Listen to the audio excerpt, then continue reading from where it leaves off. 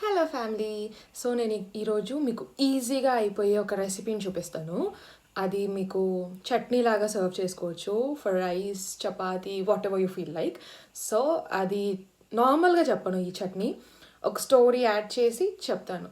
అది బద్ధకరత్నలకు and the food లవర్కి చాలా opt అయ్యే స్టోరీ అనమాట. అండ్ నేను కూడా అలా చాలాసార్లు చేశాను. సో ఆ స్టోరీ చూద్దామా? Let's get started.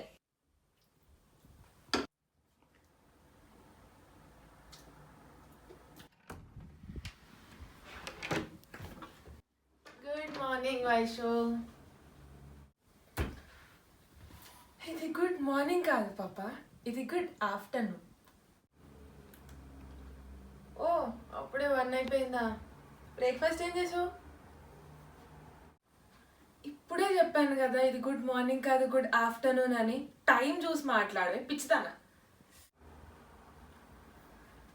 సర్లే, మరి లంచ్కి ఏం చేసావు? బ్రింజల్ కర్రీ అండ్ చారు చేశాను. రైస్ కూడా వేడివేడిగా రెడీ ఉంది ఆల్రెడీ, వచ్చేసి తిను, సతాయించుకు. ఎప్పుడు అవే బ్రింజాలు చారు, ఏదో ఒకటి చారు చేస్తూనే ఉంటావా? ఏవో ఆకుకూరలు అవి ఇవి అని. కొంచెం ఏదైనా స్పైసీగా చేయొచ్చు కదా, రొటీన్గా కాకుండా. ఏంటి నీకు ఎప్పుడు ఏదో ఒకటి చేసింది సరిపోదా? ఏదో ఒకటి స్పైసీ కావాలి అంటావు. అబ్బా ప్లీజ్ ప్లీజ్ ప్లీజ్ ప్లీజ్, ఏదన్నా కొంచెం స్పైసీగా చేయి కదా. ఆల్రెడీ లాక్డౌన్ టైమ్, ఒక్కొక్క కూరగాయ, ఆనియన్, బ్రింజల్, టమాటో ఇట్లా కౌంట్ చేసుకుంటూ వంట చేస్తున్నాము. అది సరిపోదు అన్నట్టు నీకు ఇంకేదో స్పైసీగా కావాలి.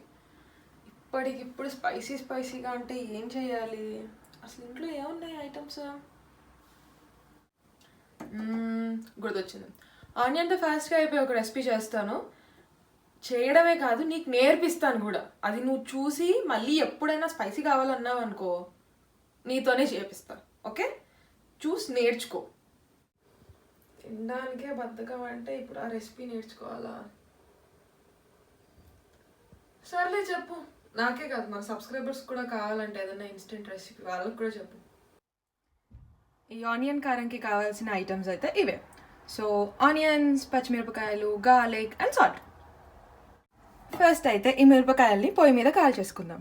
మాది ఇండక్షన్ బేస్ కాబట్టి నేను అవెన్లో పెట్టేసి ఒక 2 minutes కుక్ చేసేస్తాను దీన్ని.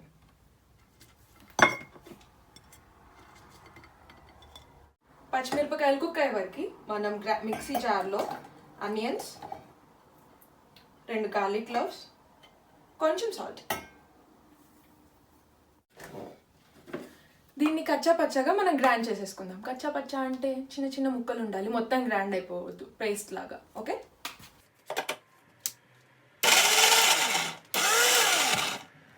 సో ఆనియన్స్ జస్ట్ ఒక రౌండ్ తిప్పుకున్నాము. ఇప్పుడు ఫ్రై చేసుకున్న మిరపకాయలు ఉన్నాయి కదా, ఇవి కూడా ఇందులో వేసేసుకుందాం. వేసేసుకొని రెండు ఒకసారి మళ్ళీ లైట్గా గ్రైండ్ చేసుకుందాం.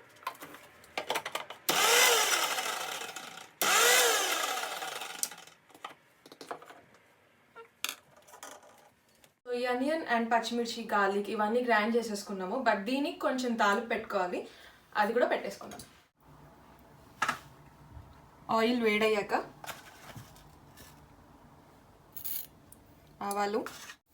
ఆవాలు చిటపటలు ఆడుతున్నాయి. సో ఇప్పుడు మనం నెక్స్ట్ వేసేసుకోవచ్చు. నెక్స్ట్ ఐటమ్స్ జీరా అండ్ కరివేపాకు. తాలింపుని ఇందులో వేసేసుకుందాం.